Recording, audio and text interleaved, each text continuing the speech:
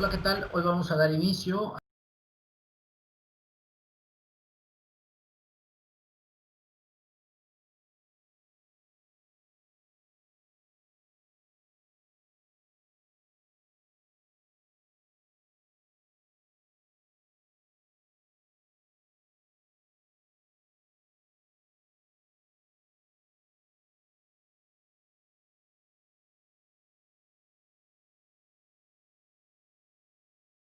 a esta segunda etapa del apartado C de Administración de Justicia del examen general de egreso del Ceneval. En esta sesión vamos a terminar de analizar los conceptos fundamentales que tenemos que abordar para tener una capacitación eficiente en cuanto al eje primero de la segunda parte del examen del Ceneval, lo que vendría siendo el apartado C. Entonces, pues sin más dilación, vamos a poner a su disposición las presentaciones para ir abordando el tema de acuerdo a lo que hemos venido trabajando. Entonces, continuando con este tema, estábamos en la sesión anterior, nos quedamos ya para el análisis de lo que es la etapa intermedia, ¿no? Les comentaba que es importante que identifiquemos dentro de la materia penal, de la administración de justicia y del proceso oral, ¿no? Proceso acusatorio, identificar perfectamente bien cada una de las etapas del proceso porque hay muchos reactivos que vienen respecto a esta temática. Entonces, en este sentido, les recomendaríamos que acudieran precisamente a los artículos del Código Nacional de Procedimientos Penales del 212 hasta el 347 para darle una revisión un poquito más a conciencia, de acuerdo a lo que establece nuestro propio código, respecto a esta etapa. Entonces, podríamos nosotros establecer en un primer momento cuál es el objeto de la etapa intermedia. Precisamente el objeto de la etapa intermedia es el ofrecimiento y la admisión de los medios de prueba, así como todo lo que tiene que ver precisamente con la depuración de los hechos que son controvertidos o que son materia del juicio. Por tanto, en esta etapa intermedia, pues se compone de dos fases. La primera, que sería la fase escrita, que esta se inicia precisamente con el escrito de acusación que formula el Ministerio Público y comprende todos los actos previos a la celebración de lo que es la audiencia intermedia, ¿no? Y por la otra parte, tenemos la fase de lo que es la fase oral. Esta fase oral inicia precisamente con la celebración de la audiencia intermedia y culmina con el dictado del auto de apertura a juicio. Ahí es donde terminaría esta etapa intermedia. Dentro de la etapa intermedia debemos de tener en cuenta que hay una cuestión que habla sobre la citación a audiencia, es decir, los plazos que tenemos. Por tanto, el juez de control, en el mismo auto en que tenga por presentada la acusación del Ministerio Público, pues va a tener que señalar precisamente la hora y la fecha para que se lleve a cabo dicha audiencia, ¿no? ¿Qué audiencia? Pues la audiencia intermedia. Este plazo no podrá ser menor a 30 ni exceder de 40 días naturales a partir de que se presenta la acusación. Por tanto, el juez de control, solo por una vez a petición de la defensa, así lo establece la ley, podrá diferir esta audiencia hasta por 10 días más, es decir, para tener como un colchón de estos 10 días para poder seguir exponiendo razones. Dentro de esta etapa encontramos precisamente lo que es la inmediación en la audiencia intermedia. Esta inmediación en la audiencia intermedia establece precisamente que será conducida a partir del juez de control, quien va a ser quien la va a presidir, es decir, presidirá su integración y además se va a desarrollar de manera oral. Es indispensable que en esta audiencia intermedia contemos con la presencia permanentemente del juez de control, del Ministerio Público y del defensor durante todo el proceso de la audiencia. ¿Cómo inicia? Es decir, vamos a ver acá el desarrollo precisamente de la audiencia. Si el Ministerio Público, la víctima o el ofendido ocultaron una prueba favorable a la defensa, entonces aquí el juez, en el caso del Ministerio Público, pues va a proceder a dar vista a su superior para que surta los efectos conducentes. De igual forma, lo que procedería sería imponer una corrección disciplinaria o ya sea a la víctima o al ofendido. Entonces, en este proceso, en el inicio, el Ministerio Público lo que va a hacer es realizar una exposición sucinta, ¿no? Una exposición resumida de lo que concierne precisamente a su acusación, seguida de lo que vienen siendo las exposiciones de la víctima o del ofendido, y luego se escuchará al acusado también a través del conducto de su defensor. Entonces aquí las partes podrán deducir cualquier incidencia que consideren relevante presentar, ¿correcto? La defensa promoverá las excepciones y en el caso del juez, pues el juez deberá de cerciorarse que se han cumplido con lo que es el descubrimiento probatorio a cargo de las partes y en caso de que exista alguna controversia, abrirá debate entre las mismas para poder resolver lo precedente o lo conducente respecto a esto que se esté presentando.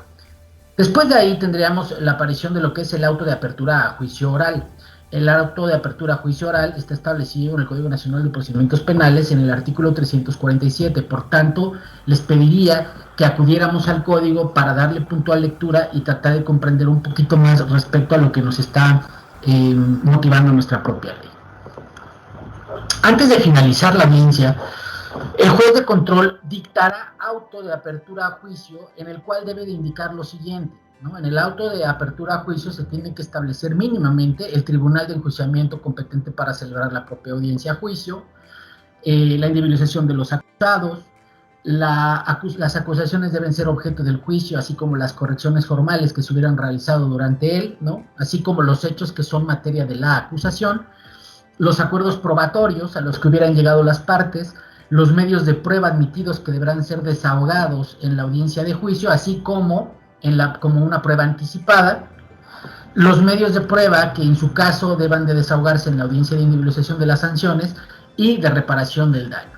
Y además deberán de incluir el tema de las medidas de resguardo de identidad y de datos personales, la cuestión de protección de datos personales, y las personas que deben de ser citadas a la audiencia de debate, al igual que las medidas cautelares que se hayan impuesto al acusado. Por tanto, el juez de control hará llegar al mismo tribunal al tribunal de enjuiciamiento competente dentro de los 5 días siguientes de haberse dictado y entonces podrá, o más bien pondrá a disposición los registros así como el acusado, ¿correcto? Entonces este sería como el proceso. Y aquí abordamos un tema más que es precisamente el tema que va con la exclusión probatoria. La exclusión probatoria está señalada claramente en los artículos 261, 262, 263 y 264 y habría que remitirnos al 346 del Código Nacional de Procedimientos Penales para reforzar este tema. Aquí hablaremos de los datos de prueba y los medios idóneos de prueba. Aquí hay dos cuestiones que tenemos que considerar. Uno, cuando hablamos de la licitud de la prueba, es decir, los datos o las pruebas que deben de ser obtenidos, producidos o reproducidos de manera lícita y deberán además ser admitidos y desahogados en el proceso. Y otro tema que debemos considerar es el caso de la nulidad de la prueba, cuando tenemos por nula la prueba. En el caso de que la prueba sea eminentemente ilícita, cuando el dato o prueba que estamos ofreciendo o sean obtenidos a partir de violación de los derechos fundamentales, de los derechos humanos, lo que será automáticamente dará motivo a una exclusión o una nulidad. En este caso, las partes harán valer la nulidad del medio de prueba en cualquier etapa del procedimiento, en cualquiera, y el juez o tribunal deberá pronunciarse al respecto. En el caso de los datos de prueba, referencia al contenido de un determinado medio de convicción que no ha sido desahogado ante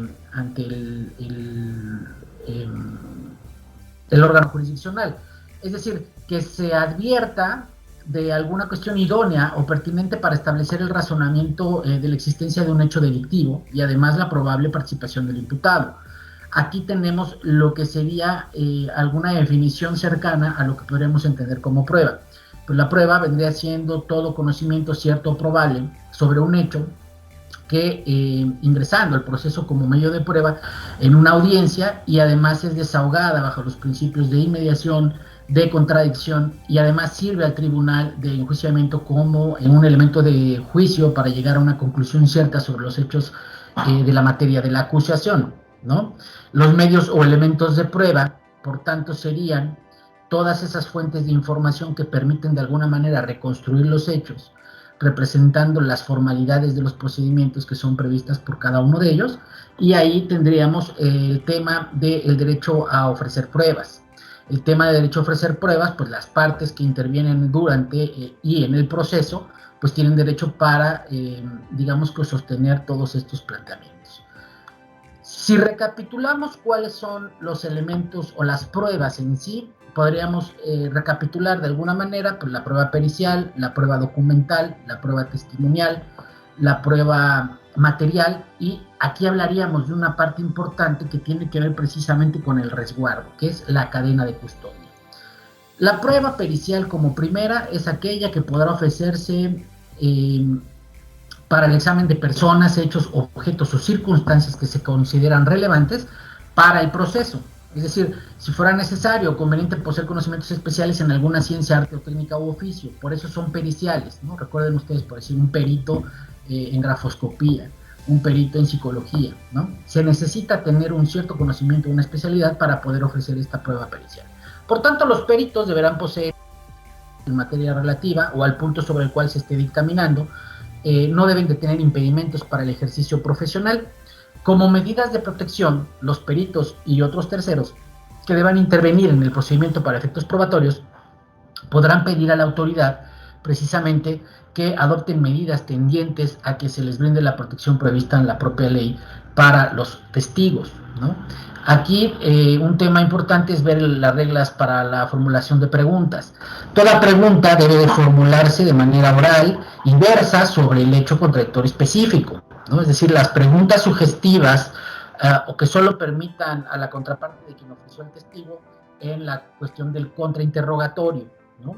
Y por tanto, el órgano jurisdiccional accederá a petición de parte para la designación de peritos, ¿no? Es decir, de instituciones que puedan ser peritos que pertenezcan a alguna institución pública y a las que estarán obligadas a practicar el peritaje que venga a abonar dentro de este proceso penal. En el caso de la prueba documental se considera que documenta todo soporte material que contenga la información sobre algún hecho, es decir, quienes cuestionen la autenticidad del documento tendrán la carga de demostrar sus afirmaciones. En este caso, de los datos de prueba o la prueba que se encuentran contenidos en medios digitales, en medios electrónicos, en medios ópticos o de cualquier otra cuestión que tenga que ver con la tecnología, y el órgano jurisdiccional no cuente con los medios necesarios para poder reproducir la parte que ofrece, las deberá proporcionar y además facilitarlo. La prohibición de lectura e incorporación al juicio de registros de investigación y documentos se establece en el caso de que no se podrán incorporar o invocar como medios de prueba ni dar lectura durante el debate a los registros y demás documentos que den cuenta de actuaciones realizadas por parte de la policía o del Ministerio Público dentro de la investigación. Solo se podrán incorporar como medios de prueba documental o prueba material, ¿no? Es decir, los documentos que fueron previamente admitidos. Después de ahí tendríamos que enfocarnos en lo que sería la prueba testimonial. La prueba testimonial la podemos definir como cuando toda persona tendrá la obligación de concurrir al proceso cuando sea citado, ¿correcto? Para poder declarar la verdad que conoce y que les ha preguntado a sí mismo, de verdad, de entrada pues no deberá de ocultar los hechos, las circunstancias o cualquier cuestión que le conste, ¿no? El testigo no estará en la obligación de declarar sobre los hechos por los que se pueda afincar responsabilidad penal. Ahora bien, en el caso de la prueba testimonial, podrán abstenerse de declarar el tutor, el curador, el pupilo, el cónyuge, la concubina, el concubinario, convenientemente el imputado, ¿no? La persona que hubiera vivido de forma permanente con el imputado durante más, o al menos por lo menos 2 años al hecho, y sus parientes consanguíneos hasta el 4º grado, ¿no? Esta sería como una cuestión de exclusión en lo que es la prueba testimonial. Una vez que más o menos hemos visto a grosso modo la cuestión de las testimoniales, nos quedaría analizar precisamente el tema de la cadena de custodia.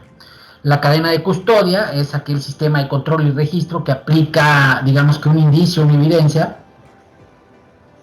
que es objeto o instrumento o un producto del hecho delictivo, desde su localización, su descubrimiento o en el momento en el que se está aportando directamente en el lugar de los hechos o que se dé el hallazgo, hasta que la autoridad competente ordena su conclusión.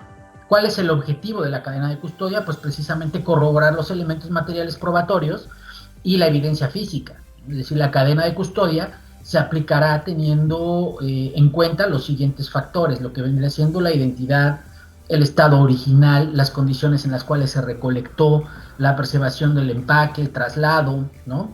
los lugares y las fechas en las cuales estuvo o tuvo permanencia, los lugares en que cada custodia se haya realizado, es decir, por eso se llama cadena de custodia. Y aquí se pueden identificar pues todas las personas que han de alguna manera tenido contacto con estos elementos que se estarán aportando más adelante. En términos generales, analizamos ya las pruebas, analizamos el tema de la cadena de custodia y pues nos quedaría repasar, digamos, de alguna manera el tema de lo que sería analizar paso a paso lo que son las etapas del proceso. Y entonces, en la lámina que ustedes están observando, pues disponemos para ustedes un esquema muy práctico, el cual recomiendo que ustedes lo puedan estar analizando con detenimiento, lo que vendría siendo la primera parte de la investigación inicial, es decir, cuando inicia, a partir de una querella o una denuncia. Son dos supuestos diferentes, ¿no? La valoración jurídica, se abre la carpeta de investigación, luego viene la corroboración de los hechos probablemente delictivos. Aquí es donde, no sé si se acuerdan, al principio, en el video anterior, hablábamos de cuando es con detenido o cuando es sin detenido. Entonces, si es sin detenido, tenemos que agarrar un camino, ¿no? Que es la investigación, luego integrar los datos de prueba en la carpeta de investigación. Ahí hablaríamos de qué tipos de investigación requieren control judicial, ¿no? Lo que es la exhumación de cadáveres, el cateo, la intervención de comunicaciones privadas, la toma de muestras o los exámenes físicos. Luego de ahí vendría la solicitud del citatorio de comparecencia o que se libre la orden de aprehensión. Después el juez va a valorar y a resolver la petición y ahí ya llegaríamos a la solicitud de la audiencia inicial. En el caso de que sea con detenido, cambia, ¿no? Es decir, se abre la carpeta de investigación, se da la corroboración de los hechos probablemente delictivos y ahí interviene el Ministerio Público, el cual va a tener opciones, ¿no? O archiva temporalmente, o va a ejercer el no ejercicio de la acción penal, o va a ofrecer las salidas alternas o los acuerdos reparatorios. Luego de ahí viene la verificación de la legal detención, luego se integran los elementos para acreditar el hecho delictivo y la participación, y aquí viene lo que se conocen o vimos como criterios de oportunidad en la etapa de investigación. Luego de ahí integramos los datos de prueba a la carpeta de investigación, viene la solicitud de audiencia inicial y entonces es cuando interviene el juez que va a fijar la fecha y hora para que inicie la audiencia. Hasta acá tendríamos que, digamos, contemplar todo este proceso, lo que vendría siendo la investigación inicial. De ahí nos vamos a la investigación complementaria, entonces seguimos nuestra ruta. Viene lo que es la apertura de audiencia, luego el juez verifica que el imputado conozca sus derechos, el Ministerio Público va a formular una imputación, la imputación decide el plazo constitucional, ¿correcto? Y ahí tendríamos que el juez resuelve vinculación a proceso, es decir, puede determinarse el procedimiento abreviado o la suspensión condicional del proceso, o en caso de que el juez resuelva la solicitud de medidas cautelares, ¿correcto? Después de esta parte, la solicitud de las medidas cautelares, el juez va a tener que resolverlas, luego viene la solicitud de debate para la vinculación a proceso, el juez tendrá que resolver si hay un auto de vinculación a proceso o un auto de no vinculación a proceso. En caso que tengamos el auto de vinculación a proceso, bueno, pues continuamos con el paso, lo que vendría siendo precisamente la solicitud de debate de plazo para investigar. Después el juez va a establecer y a supervisar el plazo para investigar. Dentro de esto se va a declarar el cierre de la investigación, que tiene tres elementos, ¿no? La suspensión del proceso, el sobreseimiento total o parcial y la formulación de la acusación. Esto sería la etapa de investigación complementaria. De ahí retomo un poco el tema de lo que son las medidas cautelares. Las medidas cautelares, ya lo hemos visto, son la presentación periódica ante el juez ante una autoridad, la exhibición de una garantía económica, el embargo de bienes, la prohibición de salir del ámbito territorial, el resguardo en el domicilio, el cuidado a través de una, o vigilancia a través de una persona o una institución determinada, la prohibición de concurrir a determinadas reuniones o acercarse a determinados lugares, también la prohibición de convivir con determinadas personas, en el caso que también se aplique como medida cautelar la separación inmediata del domicilio, la suspensión temporal de actividades profesionales o laborales, la prisión preventiva y el caso de la inmovilización de cuentas y valores, ¿no? Estas serían las medidas cautelares. Y así damos inicio a lo que sería nuestra etapa intermedia. Entonces la etapa intermedia, como ustedes la pueden observar, pues estamos analizando precisamente que el Ministerio Público presenta una acusación ante el juez de control ordena notificar a las partes y aquí se da el tema de la manifestación de la víctima. La manifestación de la víctima podrá solicitar reparación del daño y su monto, ser coadyuvante en el proceso, ofrecer medios de prueba, señala la formal acusación y además solicita la corrección cuando no se manifiesta o en el caso de que se adhiera. De ahí, a partir, tenemos que ver también la manifestación del imputado. Entonces el imputado también tiene opciones. El imputado puede, digamos que, solicitar o descubrir los medios de prueba, se manifiesta sobre los acuerdos probatorios, solicita la acumulación o la separación de acusaciones y podrá señalar también vicios en la acusación. En esta etapa intermedia se realiza el descubrimiento probatorio, el juez señala fecha y hora para la audiencia intermedia y aquí se notifica a las partes para llevar a cabo dicha audiencia. Por tanto, el juez va a declarar abierta la audiencia, el Ministerio Público va a realizar una exposición resumida de la situación, las víctimas y el ofendido también van a manifestarse, el acusado y su defensor también van a manifestarse y entonces aquí se presentan las incidencias, ¿no? La presentación de excepciones, la celebración de acuerdos probatorios. Aquí después el juez es el que se va a cerciorar de que se cumplan precisamente con el descubrimiento probatorio, se van a ofrecer los medios de prueba, el juez va a dictar auto de apertura a juicio y además va a ordenar que se envíe al tribunal para el enjuiciamiento. Y entonces el juez dictará, digamos que en esta etapa cerrada la audiencia en este momento. Y entonces viene lo que es la apertura a audiencia de juicio oral, ¿no? Esta ya sería la última etapa, ¿no? Estaríamos en la etapa de juicio oral cuando se decreta la audiencia de juicio oral. Entonces el juez va a señalar el objeto de juicio y los acuerdos probatorios. Aquí se van a presentar precisamente los alegatos de apertura por parte del Ministerio Público, el asesor de la víctima y de los defensores del imputado. Se va a llevar a cabo también el desahogo de las pruebas por parte del Ministerio Público, de los asesores de la víctima y de los defensores del imputado. El juez va a declarar cerrado el periodo de desahogo de pruebas y aquí es donde se exponen los alegatos de clausura. ¿Quiénes van a exponer alegatos de clausura? Pues el Ministerio Público, los asesores y los defensores. Luego el juez va a cerrar el debate y va a decretar un receso. Aquí es donde se da a partir de este receso lo que vendría siendo la deliberación del tribunal. Y entonces con esta deliberación del tribunal y este receso regresan para que entonces el juez esté en posibilidades de emitir un fallo. Y este fallo puede ser de manera absolutoria o de manera condenatoria. En el caso que el juez señalará fecha y hora para la audiencia de individualización de las sanciones y además para solicitar la reparación del daño. Entonces aquí el juez va a declarar abierta esta audiencia, ¿correcto? Se van a exponer por último los alegatos tanto del Ministerio Público, el asesor y del defensor del imputado. Se van a hacer también desahogo de medios de prueba. Viene la deliberación o fallo por parte de las penas y reparaciones del daño, y aquí es cuando, digamos que el tribunal va a emitir la sentencia a partir de lo que dispone el juez de ejecución. Y entonces aquí cabría, ¿no? En esta etapa, en esta parte última del juicio oral, cabría si hay algún recurso que se pueda promover ante el tribunal de alzada, ¿no? Es decir, en el caso de que no admita recursos, o en el caso de que se admita el recurso, pues el recurso ustedes ya lo saben, cuando se promueve un recurso de este tipo, pues lo que va a hacer es modificar, es confirmar, revisar o ordenar que, digamos que se dé la reposición. Hasta acá sería como un panorama de manera gráfica de toda digamos, el caminito que se tiene que seguir en estas 4 etapas del proceso. Para concluir este tema, no me gustaría dejar al aire el tema de reforzar, correcto, para todos ustedes, a partir de esta gráfica, esta tabla que les estoy compartiendo, cuando hablamos de conciliación, cuando hablamos de arbitraje, cuando hablamos de una transacción, cuando hablamos de un caso de una amigable composición, cuando hablamos de mediación y cuando hablamos de negociación.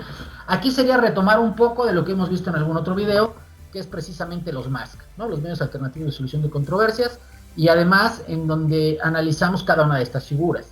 Entonces es importante que ustedes analicen esta tabla como para tratar de reforzar e identificar claramente cuándo hablamos de conciliación, cuándo hablamos de arbitraje, cuándo hablamos de una transacción, cuándo hablamos de una amigable composición, cuándo interviene la mediación y cuándo es la negación, ¿no? la negociación. Entonces, en este caso, lo que yo recomiendo es que a partir de algunos de los videos que estamos hablando de la etapa 2 del eje del Ceneval, yo les explico brevemente cómo podríamos trabajarlo para que a ustedes no se les olvide, que es a partir de incorporar pues 3 figuras, ¿no? Es decir, la parte, la contraparte y un tercero. Y ese tercero es, digamos, que el eje rector de poder identificar cuándo estamos hablando de conciliación, cuándo estamos hablando de arbitraje, cuándo estamos hablando de mediación, cuándo estamos hablando de negociación, ¿no? Entonces, pues les dejo la gráfica aquí para que ustedes la puedan analizar, esta tabla, ¿correcto? Para que vean cuándo interviene, a partir de un ejemplo, ¿no? Cuando es autocompositiva o cuando estamos hablando de que es heterocompositiva, cuándo está regulada por ley, cuándo no está regulada, cuándo opera como una ayuda o como una decisión o como un arreglo entre las partes, el documento que se emite, ¿no? El acta de... En el caso de la conciliación, el acta de conciliación, o en el caso del arbitraje, pues hay un laudo, quién lo lleva a cabo, un servidor público a partir de un particular, y luego pues los efectos, ¿no? Los efectos que sienta una conciliación, pues es de cosa juzgada, ¿no? O en el caso de la negociación, pues podría haber que no existan efectos. Entonces, esta tablita me parece que puede reforzar un poco el tema de este tipo de acciones que se tienen que llevar a cabo, que van muy de la mano con la segunda parte del eje del apartado B, ¿no? Y creo que de alguna manera con esto estaríamos, digamos que, pues cumpliendo, ¿no? De manera general lo que tendríamos que analizar en este primer, digamos, en este segundo video del apartado el apartado C del eje del Ceneval, lo que vendría siendo precisamente de administración de justicia.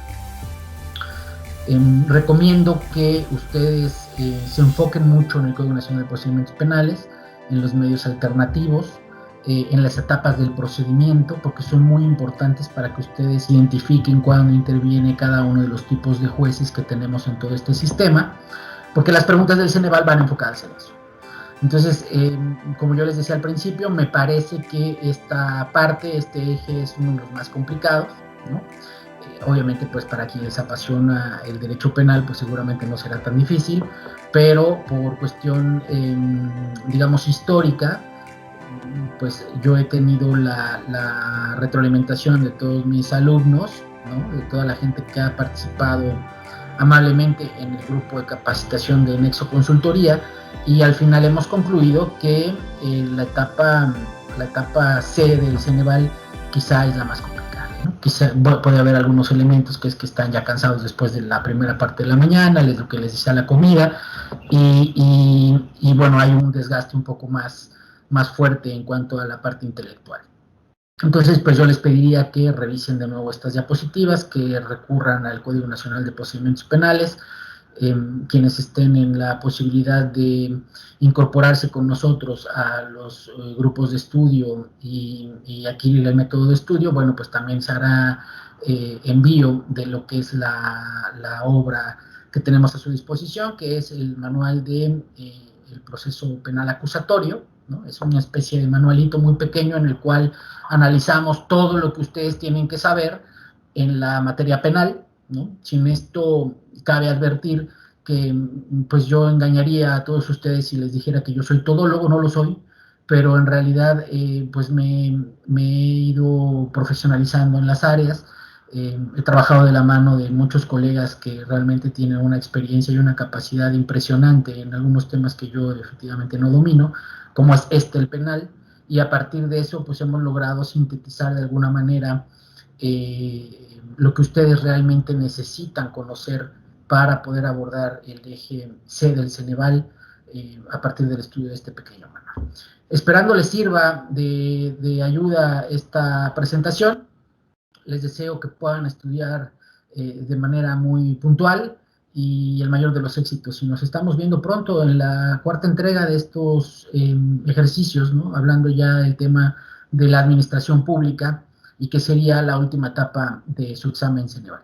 Que esté muy bien, un gusto y hasta pronto.